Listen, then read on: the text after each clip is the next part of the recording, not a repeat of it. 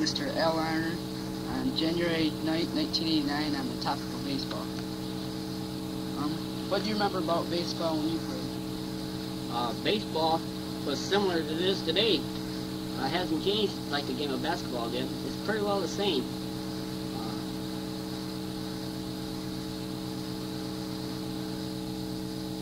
As far as I'm concerned, baseball hasn't changed a bit from what it was back then.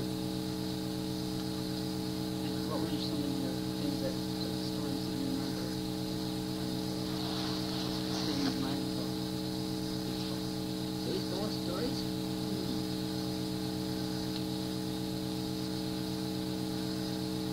Not too much stories. The only thing I know, one day my buddy got hit in the eye and fell through the ball into the outfield. Hit that heel of his glove and went up and hit him right above the eye, and man, he had a goose egg that popped up there, big as an egg, turned black and blue.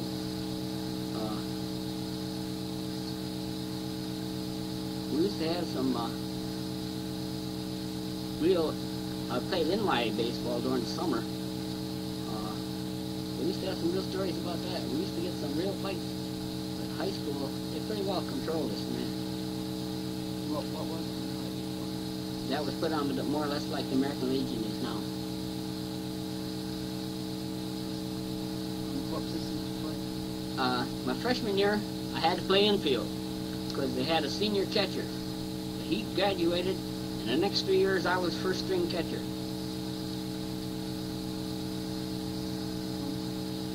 Was there any difference with the equipment, catchers and stuff? Well, just about the same. Only thing is today the catchers, and I think most of the players, wear a supporter cup. We never heard of those things, and I wish lots of times I had them.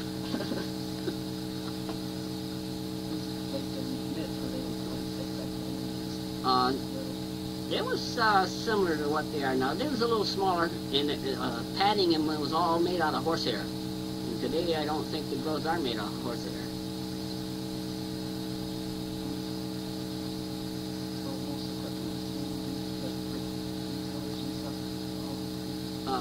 Biggest share, I don't think biggest share of the gloves today would have been allowed back then. They had the infielder's glove was it just between you could only have between the thumb and finger webbing in there.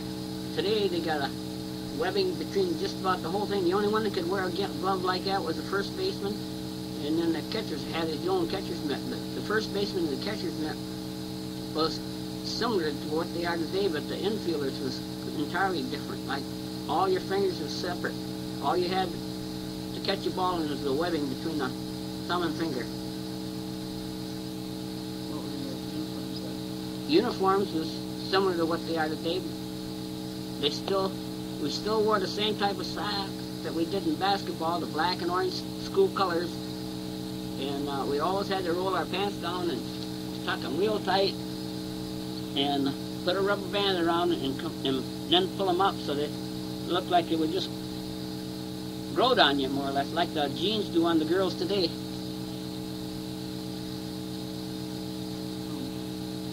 What were some of your practices like? Practice was real rough.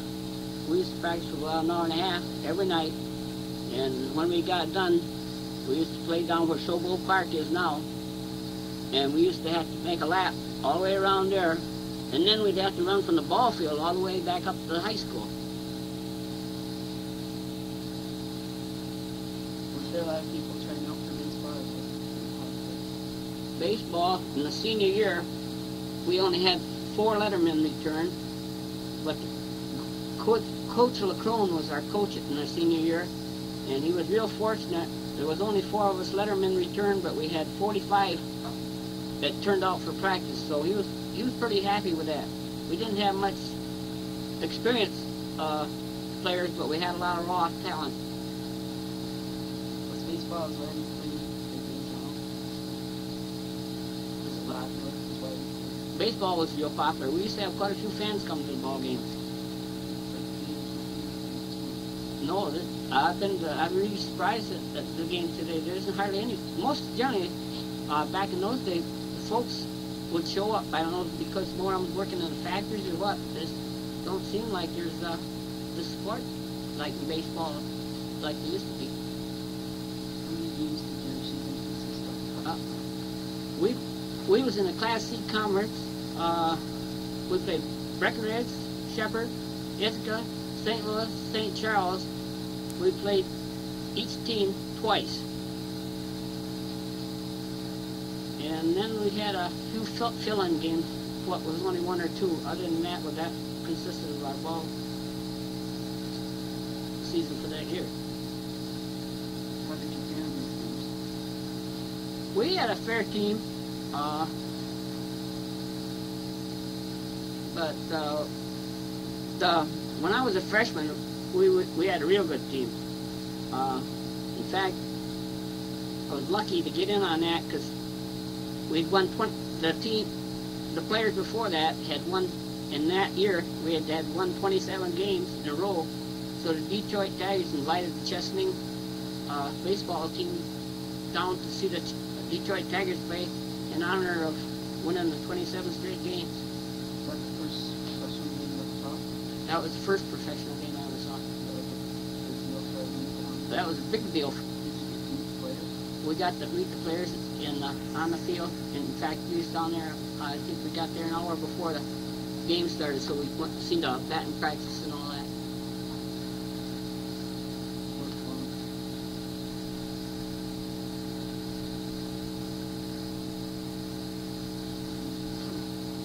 fun. But like I say, we always figured we had a successful season if we just beat St. Charles, because they was our main rivals back in those days.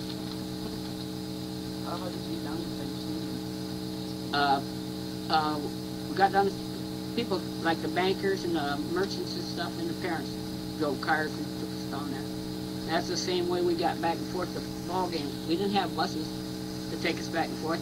The superintendent would have to make arrangements ahead of time for drivers to go. Most generally the coach drove, and like in baseball, the pitcher and catchers, the starting pitcher and catcher would always ride with the coach. That way they could discuss what they was going to throw and stuff during the ball game. What kind of pitches was it? The pitcher, type of pitches, what they used to throw fastball, and what they call a roundhouse curve, which back in my days, I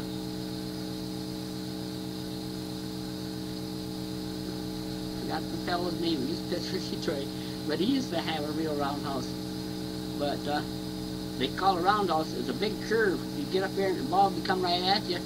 The next thing you do is some of them would throw it so it broke so much it would miss the plate. How they throw that? They take and throw it overhand, and the ball would slide over your thumb, and you kink it with it on the. You put your index finger over the seam and just let it roll out. And if you throwed it overhand, it would.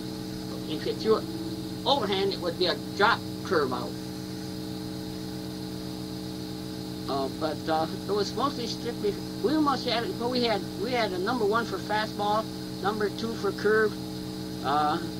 3 was pitch out.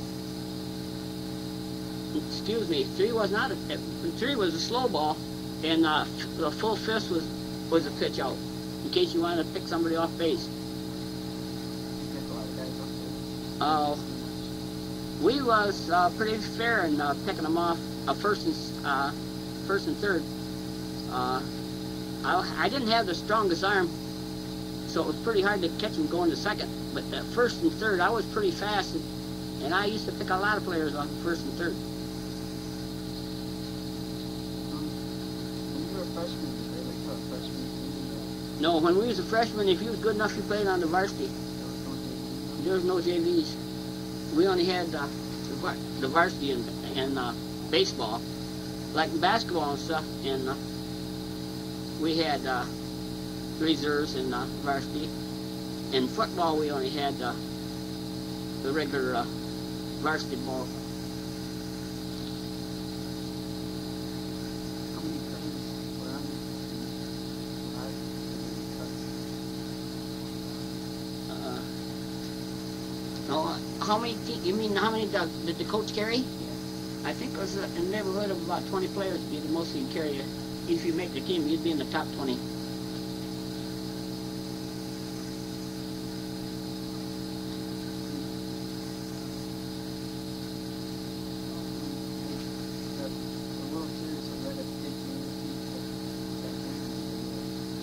World Series, yes, it was real interesting. Back in then, it was they still had the same National League and American League, but the World Series back in, they didn't have any playoffs to get there. If you won your division, the first two top teams played off. They didn't have playoff games like they do today and carried on the season.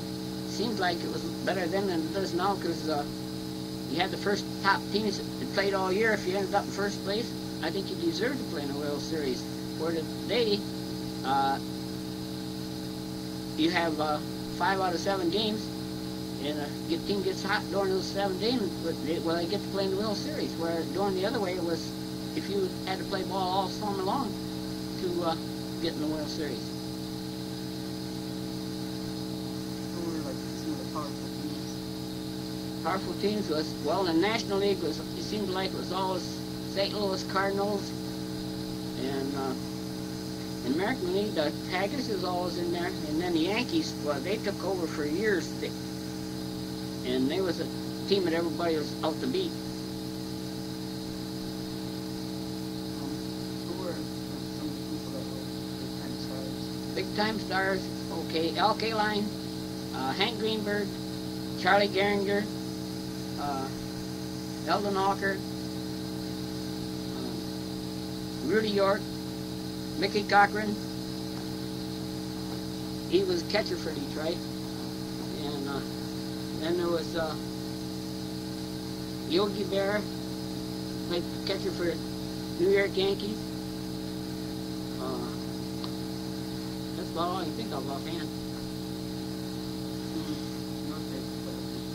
Mine, of course, is Mickey Cochran, being a catcher, and Bertie Tevis after Mickey retired. They had the All-Star game? They had All-Star games, yes. Was that why they publicized? Yeah, they always made a big deal, just like they do today on the All-Star game. What were they high-scoring games back then, or were they mostly pitching? It was higher score games, I think, but not as many home runs. But I think the offense is a lot better today. The defense is a lot better today, and the offense is the type of ball you got today. The ball seems to travel a lot farther back in there. Those days the balls didn't have the life they have today. And back then, what makes a difference, I think, in the ball game and this today, we used to have a strike zone. Strike zone used to be from the knees up to the shoulders. Nowadays, if the pitcher has a hard time getting it by the batters because he's got to put it in there just about belt high and to be called a strike, and the batter just stand there and swing at it.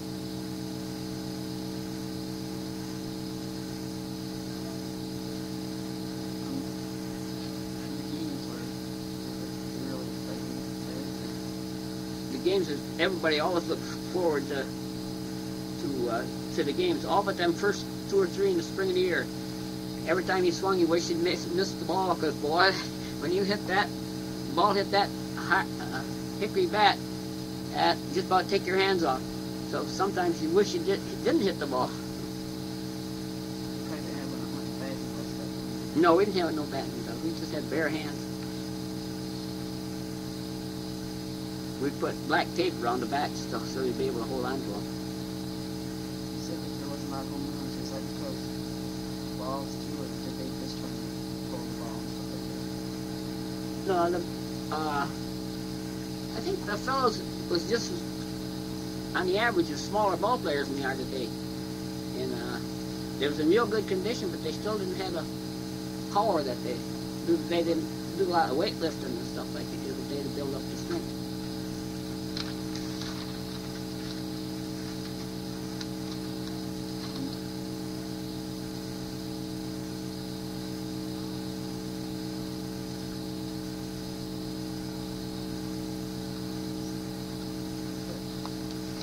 Yeah.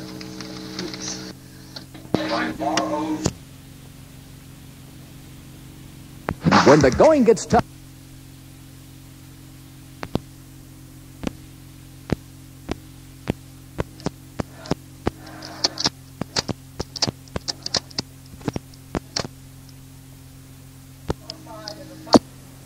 We had, of course, who was it? It was my cousin. I'm trying to think if it was Steve or his brother. No, it was not Steve. It was Eric or his brother Jesse. I remember Jesse thinking he was such a man. He was always thankful for his girlfriends and his sweethearts at the time. I was always thankful for my grandma. I'm sure I looked stupid much. I didn't care. I remember Uncle Bob. Uncle Bob he wasn't all too bright. He died when he was, I think, 14. Of course, all his kids made fun of him, and he couldn't talk right, so he's thankful for, what did he say? For the sisters of the church. Sisters of the church, that's what he was always thankful for, because he was real good friends with them. They seemed to be the only people that really cared about him, or treated him with respect. I always liked him. Other kids that mean to him, I sometimes told him that. We were all just thankful for each other and God and our life, and even little games they played like lawn darts. How did Thanksgiving change over time? Oh, well, everything changed after Grandma died. And then I was 20 or something. I was working at the mill. And I think we all went over to Beth's, my aunt. We would all go over there, and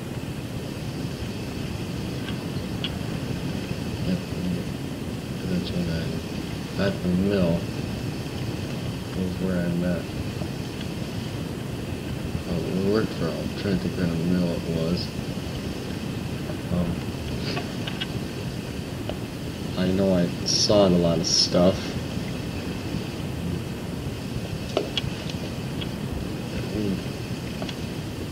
I know that was where I met Sally, my wife, and after me, I remember taking Sally to about 2 or 3 Thanksgivings before we got married, and then they all started coming to our house. What year were you married?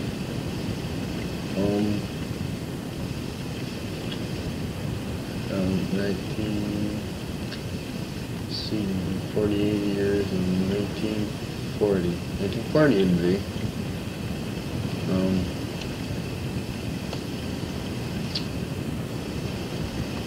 And then we had it at our house a couple times.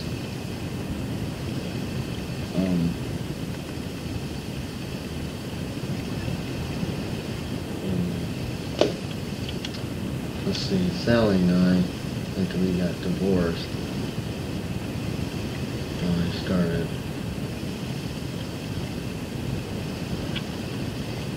I started kind of strayed away from the family, and then I remember being invited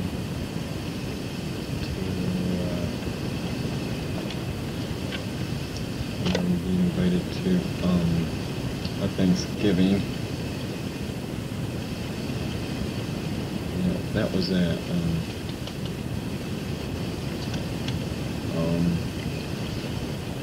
I'm trying to think. That was at a friend of mine, and I went there, and I really liked how he and his family all got along, and I felt bad, so I called.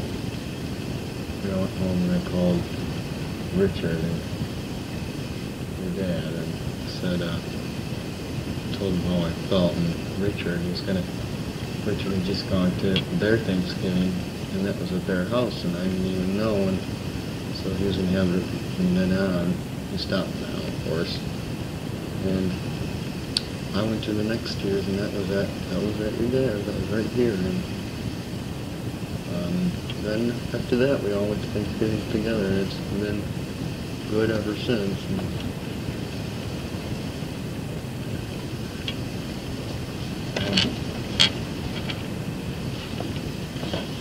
you got more questions?